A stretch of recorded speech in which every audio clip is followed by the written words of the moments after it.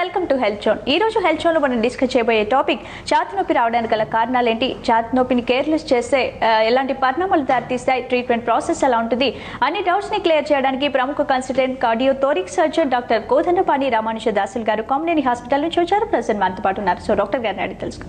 Hello doctor గారు. So chest pain ఎందుకు వస్తుంది, రావడానికి గల కారణాలు ఏంటంటారు? చెస్ట్ పెయిన్ అంటే గుండె నొప్పి. గుండె నొప్పికి కారణాలు పలు. మెయిన్గా మనము భయపడాల్సింది, మనం జాగ్రత్త పడాల్సింది ఏంటంటే ఆ గుండె నొప్పికి కారణం గుండె వల్ల వచ్చిందా ఆ ఛాతీ నొప్పి. గుండెనే కాకుండా ఊపిరితిత్తు వలన కూడా ఛాతీ నొప్పి రావచ్చు. గ్యాస్ట్రిక్ ప్రాబ్లం, అల్సర్ డిజీజ్ ఉన్న వాళ్ళకి కూడా ఛాతీ నొప్పి రావచ్చు. అల్సర్ ప్రాబ్లం ఉన్న వాళ్ళకి, లంగ్ ప్రాబ్లం ఉన్న వాళ్ళకి లైఫ్ ఎమర్జెన్సీ ఉండకపోవచ్చు, కానీ గుండె వల్ల వచ్చే ఛాతీ నొప్పి మాత్రం it is a life emergency. అందుకోసంగా ఎవరికైనా కూడా గుండె నొప్పి అనే మనం కామన్గా అనేస్తాం. ఛాతీ నొప్పిని గుండె నొప్పిని కూడా అనేస్తుంటాం. ఛాతీ నొప్పి వచ్చిన వాళ్ళందరూ వాళ్ళకి గుండె నొప్పి కాదు అని ప్రూవ్ చేసుకోవడానికి దగ్గరలో ఉన్న ఒక డాక్టర్ని కలవాల్సి వస్తుంది. డాక్టరు క్లినికల్ ఎవాల్యుయేషన్ తోటి, తర్వాత ఇన్వెస్టిగేషన్స్ తోటి వాళ్ళకి వచ్చింది గుండెకి సంబంధించిందా కాదా అని ఒక డెసిషన్ తీసుకునేకి అవకాశం వస్తుంది. సో ఎలాంటి వాళ్ళకి ఎక్కువగా వచ్చే ఛాన్సెస్ ఉందంటారు? ఛాతీ నొప్పి గుండె వల్ల అంటే గుండె కారణం వల్ల సామాన్యంగా 3 రకాలుగా మనం డివైడ్ చేసుకోవచ్చు. అన్నిట్లో కంటే ద మోస్ట్ కామన్ ఛాతీ నొప్పి మనందరం వింటున్న హార్ట్ అటాక్, అదొక కారణం. రెండవది వాళ్ళకి గుండెలో వాల్వ్ డిజీజెస్ ఉన్నప్పుడు, అంటే హార్ట్లో కూడా మన ఇంటికి గదులకి తలుపులు ఉన్నట్టుగా 4 గదులు ఉన్న హార్ట్కి కూడా 4 తలుపులు ఉంటాయి. వాటిని వాల్వ్స్ అంటుంటాం. వాటికి స్టినోసిస్ ఉన్నా, రిగర్జిటేషన్ ఉన్నా కూడా గుండె నొప్పి రావచ్చు. మూడవది పుట్టుకతోటే గుండెలో హోల్స్ అంటారు. Atrial septal defect, ventricular septal defect, ఇవి ఉన్న వాళ్ళకి కూడా గుండె నొప్పి వచ్చే అవకాశం ఉంటుంది. ఓకే, అంటే ఏజ్ వాళ్ళకి మేల్స్కి ఎక్కువగా వచ్చే ఛాన్సెస్ ఉందంటారా, ఫీమేల్స్కి వస్తుంటుంది? ఏజ్ పరంగా చూసుకుంటే వన్స్ అగైన్ హార్ట్ అటాక్ మాత్రం మేల్స్కి కామన్గా ఉంటుంది. 50 years, అప్రాక్సిమేట్లీ 45 to 50 years తర్వాత ఆడవాళ్ళకి మగవాళ్ళకి ఈక్వల్గా వచ్చే అవకాశాలు ఉంటాయి. సో చిన్నపిల్లలు గుండెకి సంబంధించిన ప్రాబ్లమ్స్ని కూడా మనం ఎక్కువగా చూస్తూ ఉంటాం కదా, మరి దానికి గల కారణం ఏంటంటారు? చిన్నపిల్లల్లో గుండెకు సంబంధించిన రోగాలకు కారణం కూడా ఎప్పటి నుంచో ఉన్నవే. ఈ మధ్య మనకు ఉన్న డయాగ్నోస్టిక్ ఫెసిలిటీస్ వల్ల, ఊరున డాక్టర్స్ రీచ్ అయ్యే కెపాసిటీ వచ్చినందువల్ల ఆ డిటెక్షన్ పెరిగింది. డిటెక్షన్ సాధారణంగా చిన్నపిల్లల్లో గుండె రోగం వచ్చింది అంటే అది జన్యుపరం సంబంధమే, హెరిడిటరీ అంటాం అనమాట. The commonest is atrial septal defect, అది చాలా కామన్గా. అందులోకి కొన్ని వాటికి ఆపరేషన్ చేయగలిగే పరిస్థితి ఉంటుంది, కొన్ని వాటికి ఆపరేషన్ చేయలేని పరిస్థితి కూడా ఉంటుంది.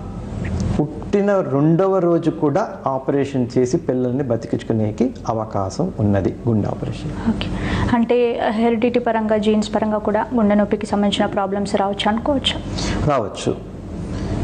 అందుకనే హెరిడిటరీ పరంగా వచ్చేవైతే మనం ప్రివెంట్ చేయలేం. ఓకే, బట్ సపోజ్ ఇప్పుడు హార్ట్ అటాక్ అనేది అనుకున్నాం అనుకోండి, family history is very very significant. వాళ్ళ కుటుంబంలో ఒకరికి హార్ట్ అటాక్ వచ్చింది అంటే ఆ కుటుంబంలో ఆ పేషెంట్ ఒక అన్నదమ్ములకు కానీ, చెల్లెళ్ళకి కానీ, బిడ్డలకు కానీ అలా హార్ట్ అటాక్ వచ్చే అవకాశం ఉంది. అందుకని మనం ఈరోజు though I am a cardiac surgeon, గుండెకి ఆపరేషన్ చేసే డాక్టర్ అయినా కూడా బైపాస్ సర్జరీసు, వాల్వ్ సర్జరీసు, అసలుకి గుండె రోగం మనం ఎలా ప్రివెంట్ చేసుకోవచ్చు అనే ఉద్దేశంతో మనం ఈరోజు కొంతసేపు అవగాహన చేసుకుంటాము. Heart attack mainly is preventable about 50%, maybe. I can't say కరెక్ట్గా మనం పర్సంటేజ్ లెక్క చెప్పలేం, కానీ ఒక కుటుంబంలో ఎవరికి హార్ట్ అటాక్ లేదు అంటే వాళ్ళు కానీ మనం ఇప్పుడు డిస్కస్ చేస్తున్నవి ఫాలో అయితే హార్ట్ అటాక్ వచ్చే ఛాన్సులు తక్కువ ఉంటుంది. అంటే జెనెటిక్ హిస్టరీ లేని వాళ్ళకి there is a possibility for them to prevent heart attack, heart disease. అవి ఏమేమి అయి ఉండొచ్చు అనుకుంటే, మొదటగా మన లైఫ్ స్టైల్, టెన్షన్, వరీ లేనివాడు ఎవరు ఉండరు. కాకపోతే ఆ వచ్చిన ప్రాబ్లమ్ని మనం ఎలా రియాక్ట్ అవుతున్నాం, దాన్ని ఎలా యాక్సెప్ట్ చేస్తున్నాము అన్న దాన్ని బట్టినే ఆల్మోస్ట్ ఆల్ మన జీవితం కానీ మనకు వచ్చే హార్ట్ అటాక్ కానీ ఛాన్సెస్ అనేది విల్ డిఫర్ అనమాట. ఎలాగో అంటే, ఒక పర్సన్ స్ట్రెస్ పీరియడ్ వెళ్ళారు అంటే వాళ్ళకి బ్యాడ్ హార్మోన్స్ రిలీజ్ అవుతాయి అన్నమాట. కొలెస్ట్రాల్ అనేది పెరిగి it will get attached to the blood vessel and causes heart attack అనమాట.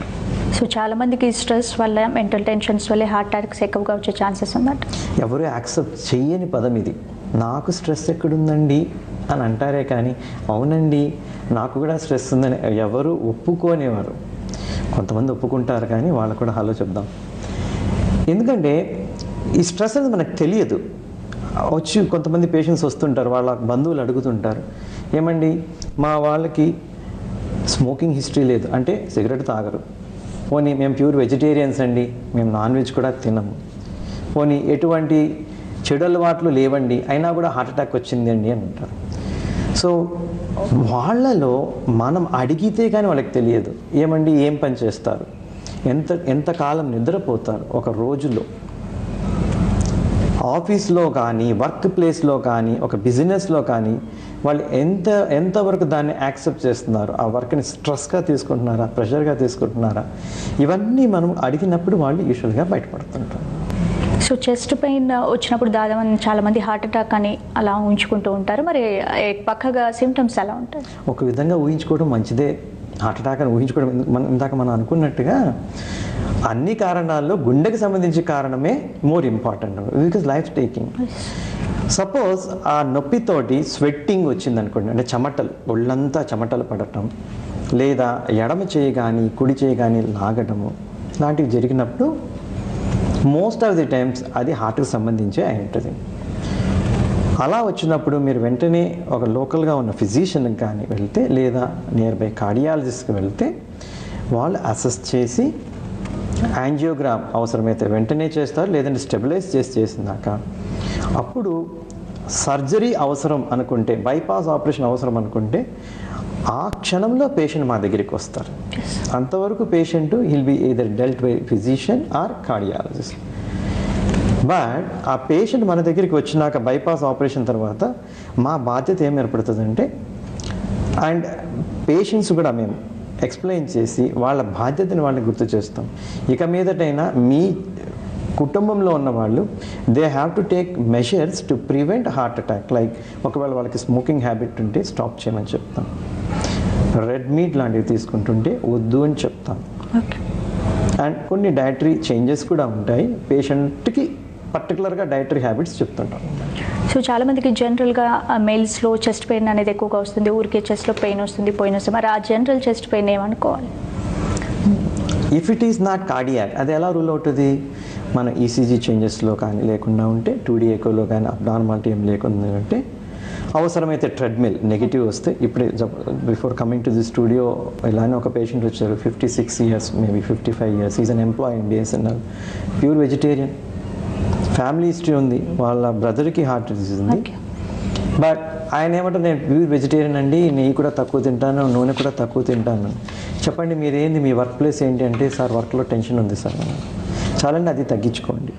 ఆయనకి టీఎంటీ నెగిటివే వచ్చింది ప్రస్తుతానికి. వాళ్ళకి యూజువల్గా we think of acid peptic disease. Gastroenterologist దగ్గర వెళ్తే వాళ్ళు మందులు రాస్తారు, then they can take care of it. Okay, మన కాలర్ రెడీగా ఉన్నారు, కాల్ తీసుకుందాం. హలో హలో అండి. నమస్కారం అండి, మాట్లాడండి డాక్టర్ గారితో, ప్రాబ్లం చెప్పండి. సార్ నమస్కారం. సార్ నమస్కారం, చెప్పండి. సార్ నా పేరు శ్రీపాల్ సార్. చెప్పండి సార్. నాకు ఈ లిపిడ్ ప్రొఫైల్ చేయించుకుంటే ఎల్డిఎల్ కొలెస్ట్రాల్ 193 ఉందండి. ఓకే. నేను యాక్చువల్గా నాన్ వెజ్ కూడా చాలా లైట్ తీసుకుంటాను, వాకింగ్ చేస్తాను, డైలీ 3 kilometers వాకింగ్ చేస్తాను. ఓకే. లైఫ్ స్టైల్ కూడా చాలా సిస్టమేటిక్గానే ఉంటాను. ఓకే. ఎల్డిఎల్ కొలెస్ట్రాల్ ఎందుకంటే ఎక్కువ ఉంటుంది సార్? ఎందుకు చేయించారండి ఎల్డిఎల్ కొలెస్ట్రాల్ చేయించడానికి కారణం ఏంటి? తెలియదు సార్ కారణం. మీరు ఎందుకు చేయించారు ఆ blood test? Lipid profile sir already 45 years reach అయ్యానని ఒకసారి లిపిడ్ ప్రొఫైల్ చేయించుకున్నాను. మీ వయసు ఎంత? 45 ఇయర్స్ సార్. 45 ఇయర్స్, మంచి పని చేశారు. This is called primary prevention అండి. సార్ మనకు సిమ్టమ్స్ లేకపోయినా కూడా ఇలా ఎవాల్యుయేట్ చేసుకోవడం మంచి పద్ధతి. కారణంలో మీ డైట్లో మీరు ఇంకొన్ని మార్పులు చేయండి. ఎలాగంటే ఎక్కువసేపు ఫాస్టింగ్ ఉండద్దు, తర్వాత ఆయిల్ ఫుడ్స్ తగ్గించండి. ఆయిల్ ఫుడ్స్ అంటే ఇప్పుడు సపోజ్ చపాతీ పుల్కా ఉందనుకోండి, పుల్కా తీసుకోవడం ప్రయత్నం చేయండి.